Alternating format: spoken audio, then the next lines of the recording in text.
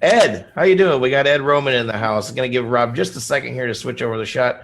But we played Ed's music on here before. Ed is a really creative dude. He's up in Canada and he's working with the management company that we work with called MTS Management. Mike Stover, check him out. So we've watched this video before, Red Omen. But Ed, how you doing tonight, man? Joe, I'm great, man. Thanks so much for having me on. Dave, Rob, everybody. Omega, nice to meet you, my friend. Nice to meet you. So this is where I have all the featured artists give their what I call elevator pitch, so I'm sure you've done this sort of thing before.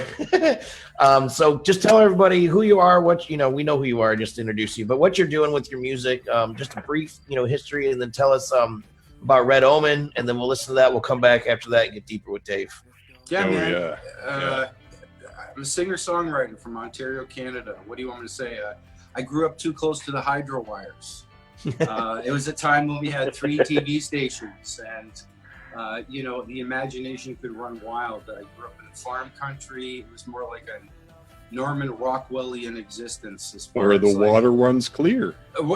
And crayfish, and some beer in the creek, and tractor races, and trying to ride cattle through hay chutes, and doing a lot of fun stuff. Just and I think that songwriting for me and storytelling, even as a kid, was like paramount. My grandparents came from the old country, so telling stories about where we came from and different things that happened was part of family allegory.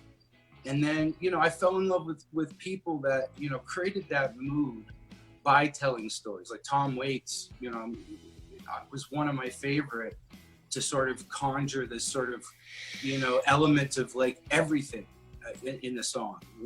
You can feel like you're there under the bridge on the rusty tricycle, swilling from an old tin cup, singing some song, because of that imagery that he's using in the music. So I like that. Cool. So Red Omen, tell us about Red Omen real quick, and then we'll take a snippet of that.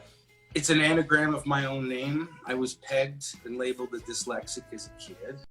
As I've grown older, I realized that dyslexia is actually a gift.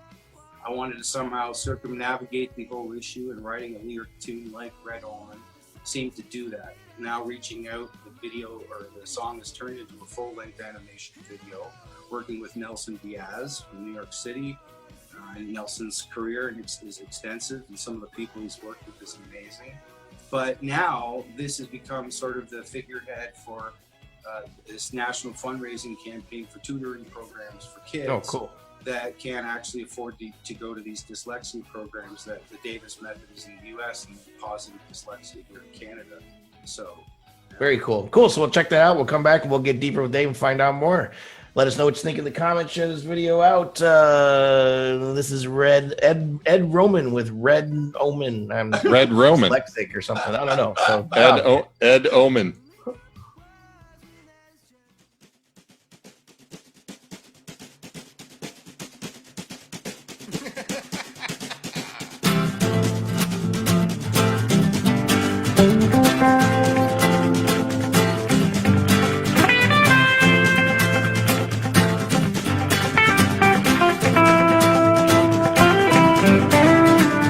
Hey, did I ever tell you that I grew up with Red Omen? Boy, was he a neat kid. He had all sorts of really cool things to play with, like a plutonium spaceship lunchbox and a bathtub full of Lego. And I didn't believe you when somebody said that he fled with Jimi Hendrix to a UFO-type base camp up on Machu Picchu. Up on Machu Picchu. I said, excuse me, it's not my fault. He's playing the crime so he can't get caught. I said, excuse me, I must confess. Well, give me 2 words. Well, in my defense, laughing mad. I'm laughing mad. Laughing mad.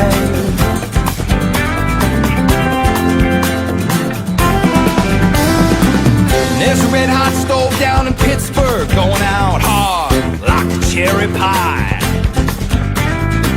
Call me a If you ever call me a liar, say it to my face, like a cross between Benjamin Franklin and Ian Pace. And I didn't believe the man from MI6 living out in the sticks, who souped up his side by side like Evel Knievel, just like Evel Knievel. I said, excuse me, it's not my fault, he's playing the crowd. Deeper with Dave. Deeper with Dave. Oh, yeah. Sponsored by. Ed, thank you for the sentimental journey back to college, man. The sound I'm feeling here, I'm thinking Blues Traveler. I'm feeling Fish. I'm feeling some, what else? Toad the Wet Sprocket. I mean, those are the bands that were just playing in everybody's room in college. Doors open, you walk by. One of those bands is playing at some time. This is the flavor, man. And I'm guessing we're probably not too far away in age. So is that a conscious reference, man? Like, do you ever, were you trying to write like them, or does that just kind of seep through maybe from the past? Well, that's a great question, and I mean, we're all defined by our influences, and at the same time, they are our limitations. You know, for sure. I mean, one of the first Fish albums I bought was Hunta and a Nectar, and geez, I followed the band for a little while. Went to a whole bunch of shows, but that's, you know, that also came out of my love for the Grateful Dead and a lot of music from the 1960s, even people like Dylan. And there was sort of a different perspective about music because I also come from an improvisational background. And Fish have that aspect inside of the construction of the music. And for me, I want to leave that envelope there for interpretation. When we play that tune live, there's a lot of other things that occur. It doesn't sound exactly like it does on the record on purpose because, yes, here's the framework, the lyrics are there, the guitar parts, the bass parts, but ultimately I want to leave that open because you never know. Inside of those moments when you are sort of pushing that envelope, new things start to emerge.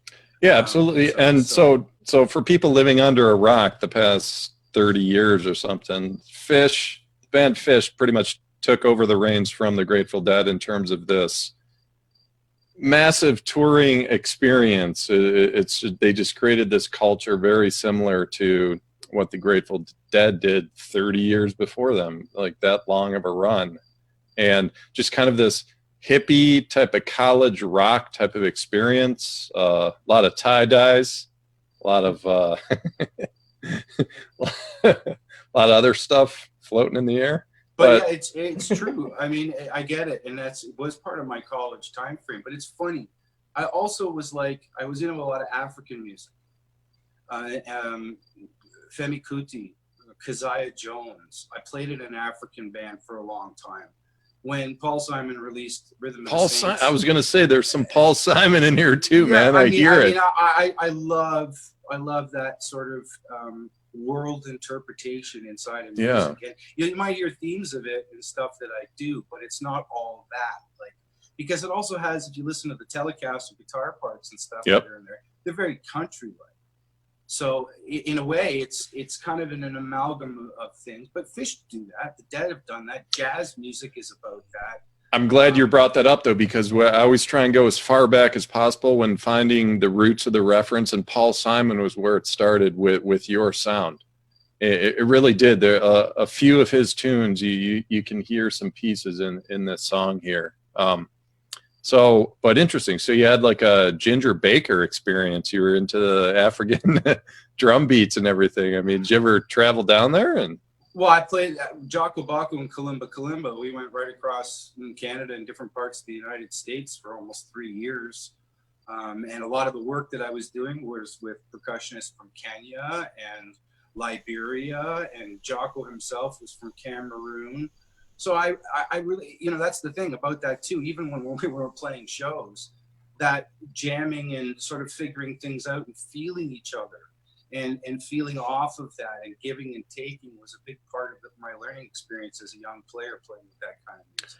Yeah, man. Just reading your bio, you have this worldly experience, not just with music. You're more into the humanitarian aspects. I want to make sure that we cover this piece about you traveled to Jamaica for, let me read this here, much needed humanitarian aid to the island while shooting the video for Jamaica.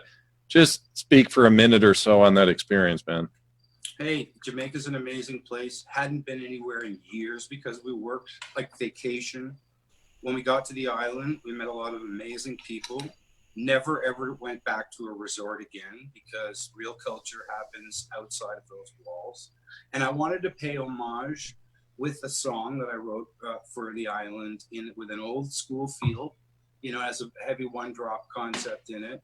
But at the same time, most of the people I know there work from night to day and they struggle. And we started sending shipping barrels of materials, either from dollar stores or things that people gave to us at our cost so that they could be opened at a local church that's down there and people could utilize it. I mean, old photocopiers, clothing, kids' shoes, toothpaste, books, you name it. And it's just kind of a way of giving back without having to be part of an organization. I love hearing that stuff, man. I hope and dream that's going to be the later years of my life, is just doing that type of stuff. Honestly, man, I look forward to it. It's like Samuel L. Jackson when he's talking, you know, with Travolta at the restaurant. He's like, no, I'm just going to wander the earth like in fucking Kung Fu, you know, trying to help people. I always see music as being a vehicle for that. And when it does happen, whether it's like with Farm Aid or it doesn't matter. To me, it's like, yeah, that's the antithesis of why we do what we do. It is, man. It really is. I was almost going to say, now let's get to the really important stuff with the whole Jamaican stuff. But music is important too. But Ed, it's time to move on. Unfortunately, we're going to hopefully have you back as a critic on a future show. But the website is edroman.net. Just how it sounds. Giant tomatoes floating through the room here. Yes, this tomato is almost as big as my head. It's huge. Right? Food culture. That's a perfect transition into our next tune.